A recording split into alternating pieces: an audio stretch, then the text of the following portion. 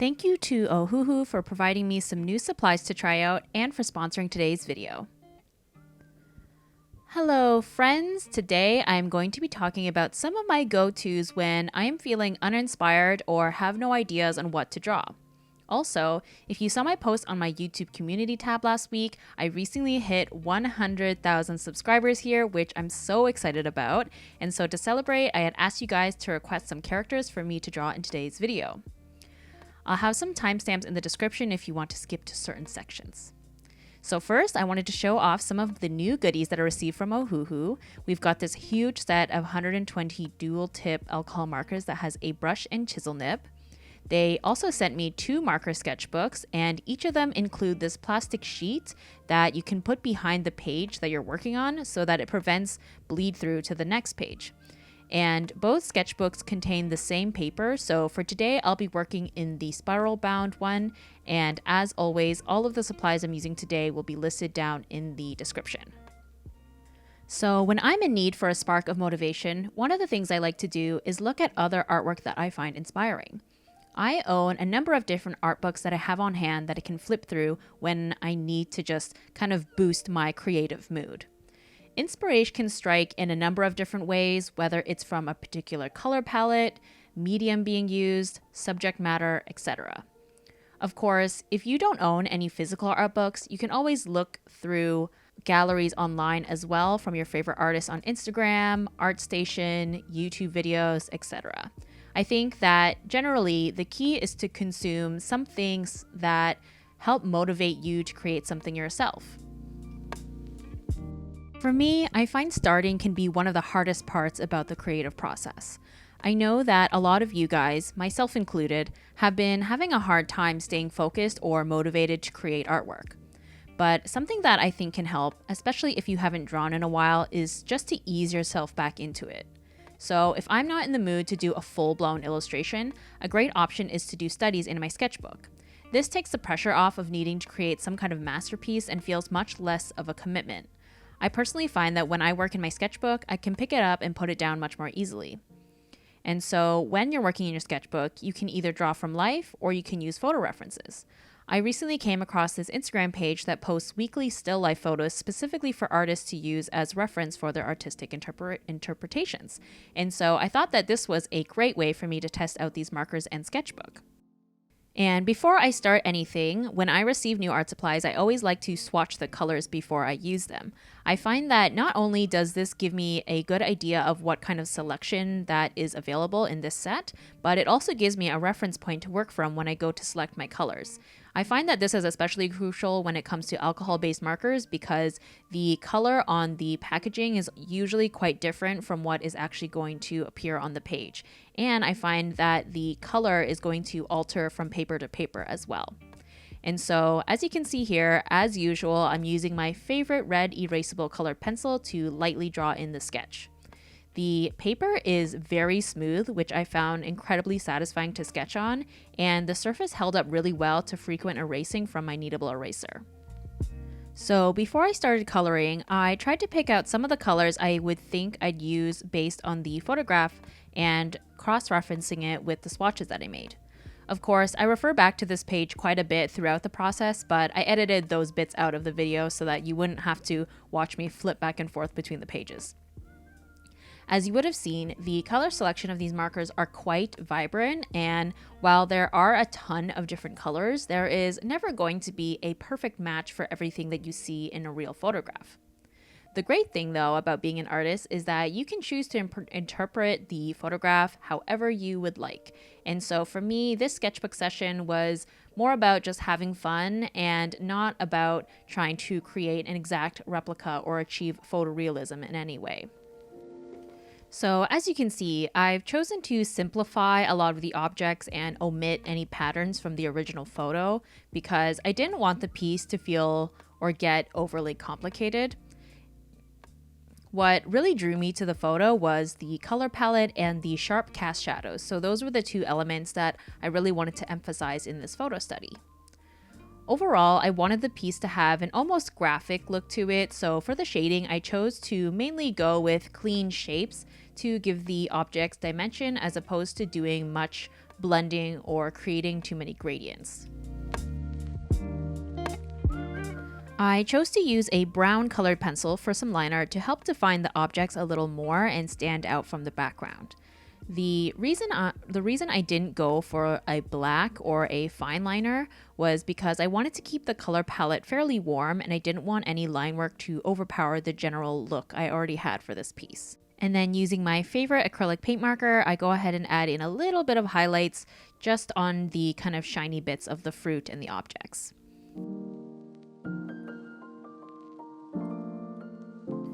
Then moving on to the next still life piece here, similarly to the first one, I chose this photo because of its color palette and sharp cast shadows. I also realized that I was really enjoying coloring fruit. So with this photo study, however, I did struggle with it a little bit more than I did with the first one. Maybe it was due to it just overall being a little bit more complicated, and I also had trouble achieving certain colors that I liked.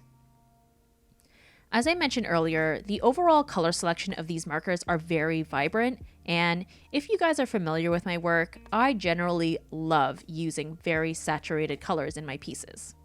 However, there does come for a time and place to use more muted colors, especially when it comes to shadows on objects. And so while I often tried to find a marker that was a darker shade than the base color, such as you can see with the kind of red fruit, I was able to use 2 or 3 different reds to create different shades. Sometimes it just didn't quite match up, or it just looks too saturated for me, like with the kind of that orange color you can see on the box.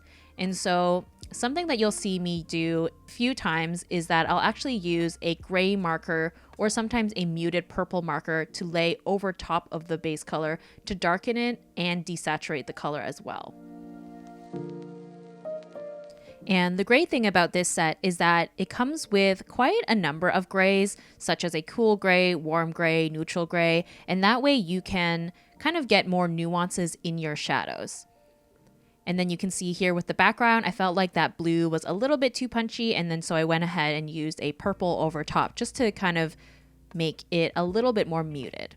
And then like with the first photo study, I'm using colored pencils to do the line work for the piece. But with this one, I'm kind of alternating between this burgundy and this purple color depending on the object, just to help give some variation. And then I also went ahead and used the color pencils to just reinforce some of these shadows just to give them a little bit more definition.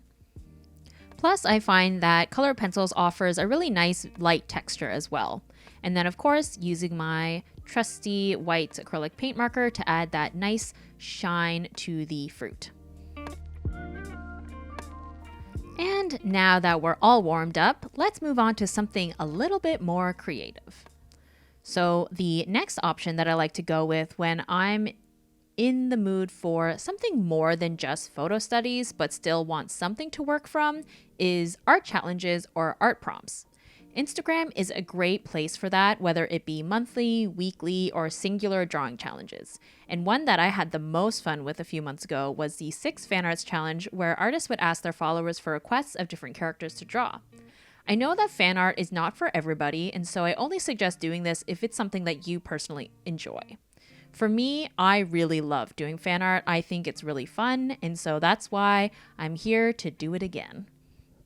So as I mentioned at the beginning of the video, I asked you guys to request some of your favorite characters that you wanted to see me draw.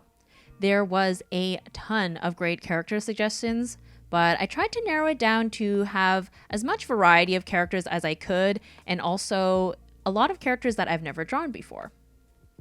And by the way, this is now the turning point of the video where I do a lot of fandom chatting interspersed with my thoughts on these markers, so if you have no interest in fandom talk, then well, you've been warned. Also, before we get into it, I would like to say that I have a terrible habit of pronouncing names wrong, so please be kind. And lastly, similarly to the still life studies, my intentions with these drawings is not to go for perfect realism, but more so just getting the general vibe of the character and overall just having fun with it and putting as little pressure on myself as possible.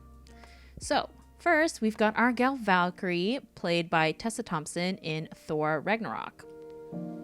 For her portrait, I chose to leave some negative space on the brightest areas of her face and armor since these areas were much larger than what I would normally use my white paint marker for in terms of highlights.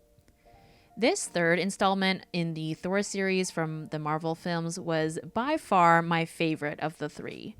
Taika Waititi, who directed it, I think did such a great job with injecting some chaotic energy into this franchise, which I think was so fun, and it really highlighted how Chris Hemsworth is actually a great comedic actor. I loved the addition of Tessa's character Valkyrie. She is such a badass. My only complaint is that I want to see more of her, and now that Thor is departing from Asgard and he handed it off to her, it kind of feels like they basically closed that chapter and for her character. Of course, I could be wrong and maybe she will make further appearances, but I guess we'll just have to see. Also, as I'm editing this video, I am just realizing I completely forgot to add her face paint, which I had been so excited about. I'll definitely had to add that in before I post it to Instagram. I will say, though, I am very excited to see that Natalie Portman will be playing a female Thor in the next installment, which is a fantastic idea because, honestly, she was so underutilized in the first two films.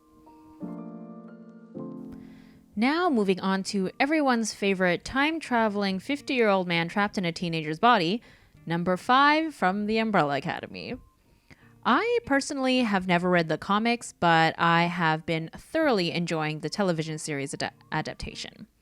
Klaus is actually my favorite character, but since I've drawn him before, I thought that it would be fun to give 5 a go. Similarly with the Valkyrie portrait, I decided to color around the brightest highlights for the hair and the jacket. However, when it came to his face, I decided to lay down a light base color and then build up the values from layering. Honestly, I don't really know why I chose to use 2 different approaches within one portrait. It just sort of happened. Perhaps it might be because with the hair and the jacket, I kind of opted for a more graphic style in terms of the coloring and shading, whereas the face, I feel like it's much more blended. But I will say I had a lot of fun and it was kind of challenging approaching all of the folds in this jacket, and I ended up using quite a number of different blues to achieve this. And I think that is a great testament to both the markers and the sketchbook paper for being able to handle all those layers. And then something you'll see me do here is I lay down a color that I felt like was too green on his face. And then to try and offset it, I use an orange on top of it, which ended up creating a much more kind of subtle brown color. And so again, similar to how I was using the grays to mute colors, kind of mixing colors as well by layering is also an interesting way to achieve more variety. I don't know about you guys, but I thoroughly enjoyed the second season of The Umbrella Academy. I think that it was a great choice to put them in an entirely different time period. I felt like seeing how each character adapted to these new settings was really interesting, and for me, I think it helped prevent it from feeling repetitive. And not to give too much away, but the ending of this season has me incredibly excited for what's to come, especially when it comes to the character of Ben. And I'm really looking forward to seeing more of his character. Oh, and real quick, I have to say that the handler's costumes are incredible. I freaking love how stylish and extra she is. Next, we have the ever so masculine Geralt from The Witcher. I have never read the books or played the games, but I really enjoyed the TV show.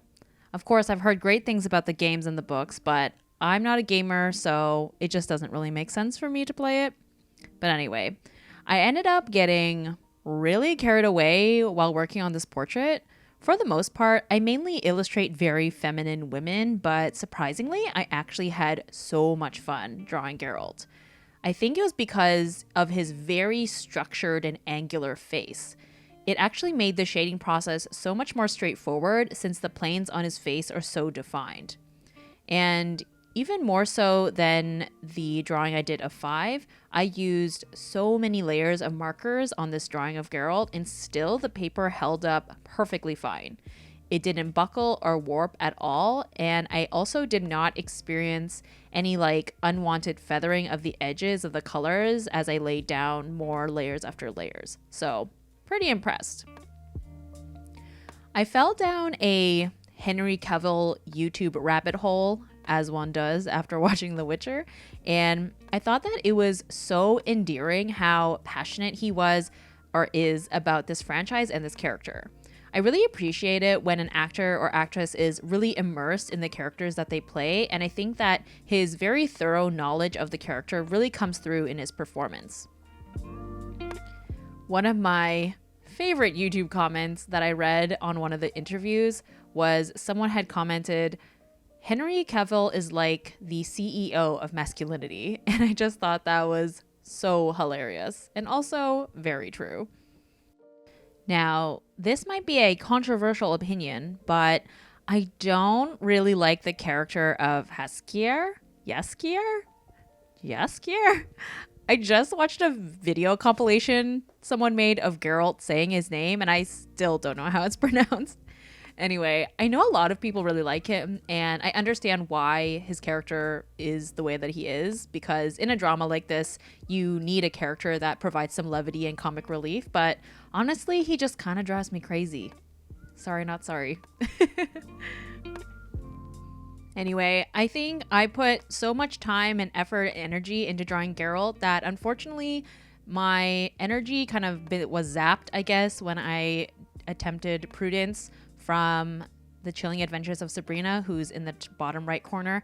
I decided to cut out the process footage that I did have of her because it just didn't go well for me, and I'm not super proud of how she turned out, so alas. But she's there, and maybe I'll try again and try and do her justice next time. And now moving on to some animated characters that you guys requested. First up, we've got one of my favorite Disney gals, Mulan. The majority of the characters I've drawn in today's video was the first time. However, Mulan as well as Harley Quinn, who I'll be drawing last, are both characters that I have drawn before.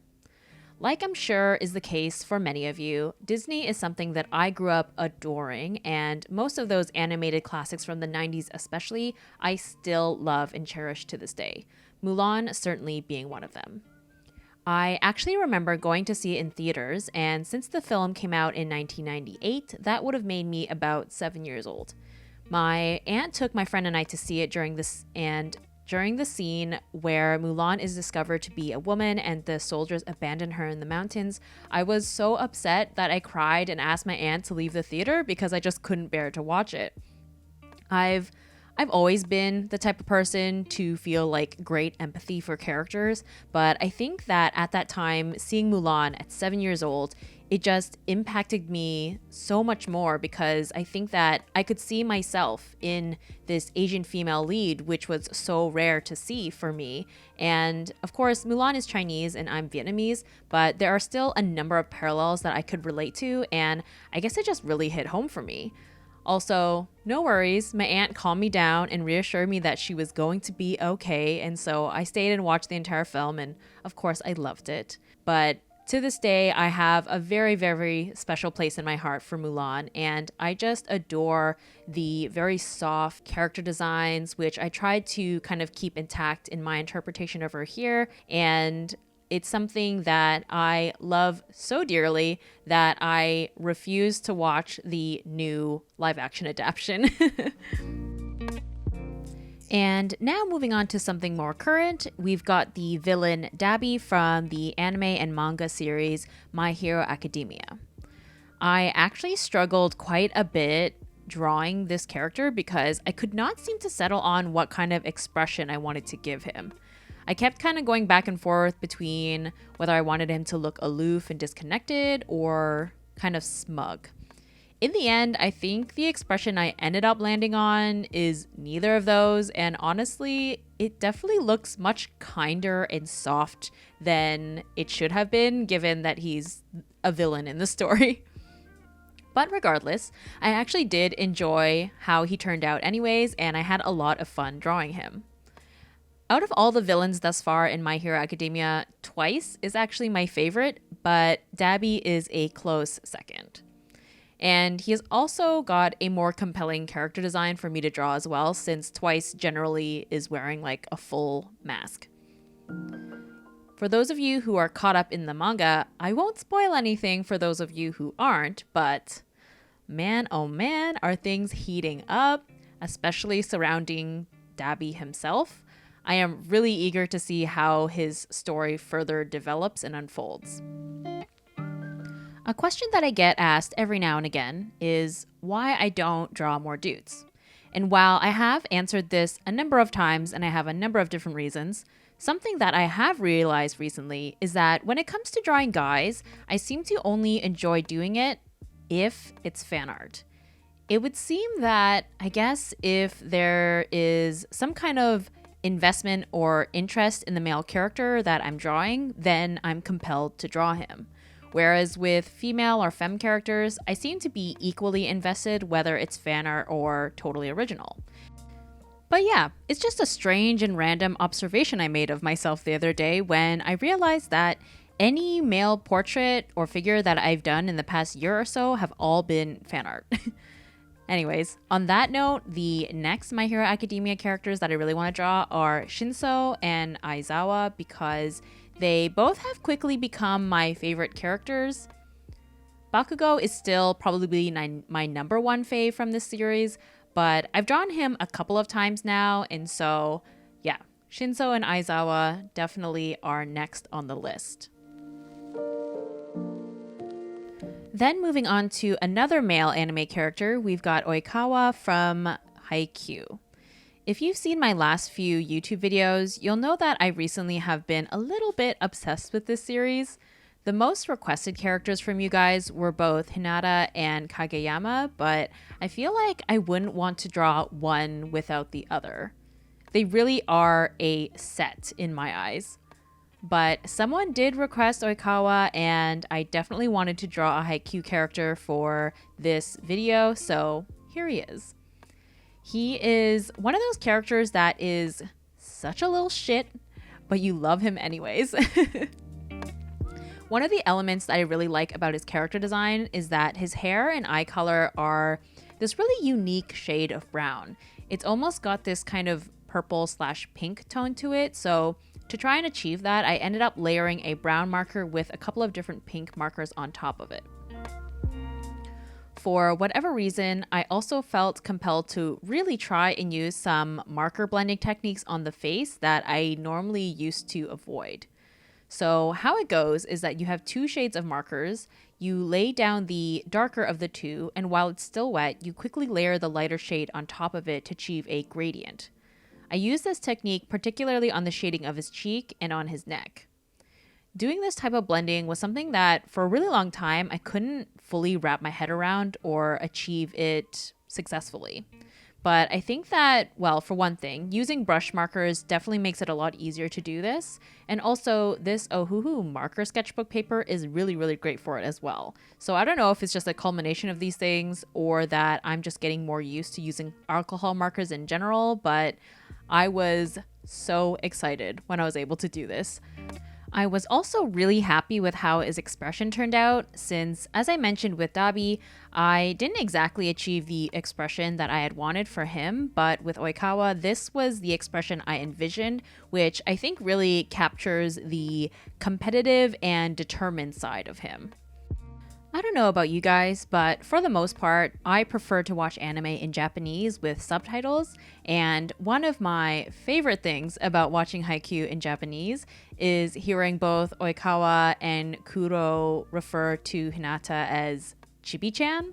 I think it's just the cutest thing ever, and it's one of those subtle things that wouldn't translate the same if I were to watch it dubbed. Also, I've said this before, but Kuro and Nishinoya are my personal favorite Haikyuu characters. Now, I know someone, or two or three or more people, were going to want to see some sketching action, so don't worry, I've got you. Here I am again using the red erasable pencil to very lightly sketch in one of my favorite Batman villains, Harley Quinn. Someone had requested that I drew the classic version of Harley, and I just could not resist.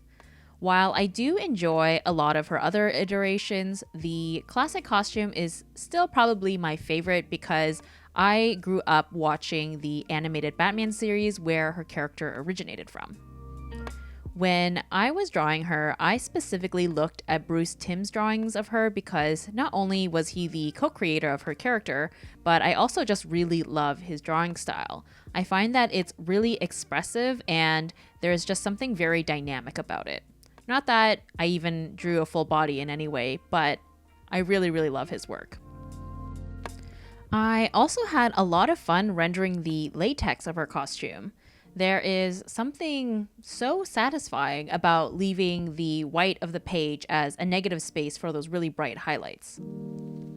And while this costume is definitely my favorite, I will say I did also adore all of the costumes that Harley had in the Birds of Prey film with Margot Robbie.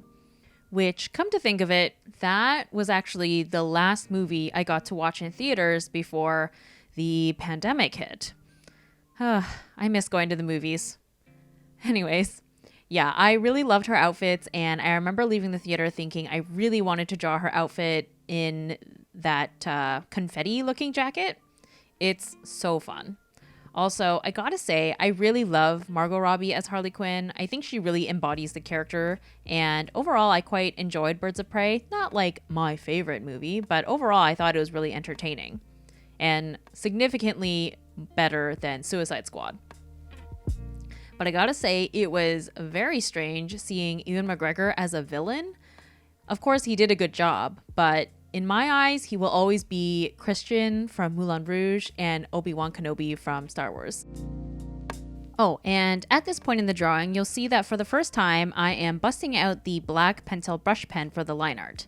I know that my colored pencils just didn't stand a chance at having enough contrast for her eyes, especially since her overall design has so much black elements on it, and her character design is quite graphic and punchy anyways, and so using the black brush marker for the line art overall I think just made more sense in the end.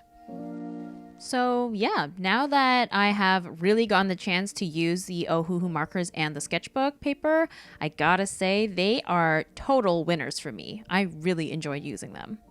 Of course, I definitely don't think 120 colors are necessary. There are a ton of colors that are quite similar to each other, and so you could definitely get away with getting a smaller set, and as you would have seen during this process, you can definitely achieve lots of variation of colors by layering different colors on top of one another. Also, I think it is worth noting that the brush tip of these markers are not quite as flexible as other brands that I've tried, but that definitely wasn't a deal breaker for me in any way. All in all, I think that both the markers and the sketchbook are great affordable products if you're looking to try out this medium. Plus, the zippered bag and the plastic sheet that the markers come with are a great bonus that I haven't really seen from other brands before. Anyways, I hope that you enjoyed hanging out with me while I noodle around in this new sketchbook, and I hope that it helped you get into a creative mood as well. Thank you so much for all of your continued support and your kind comments. It really means the world to me. So, until next time, bye!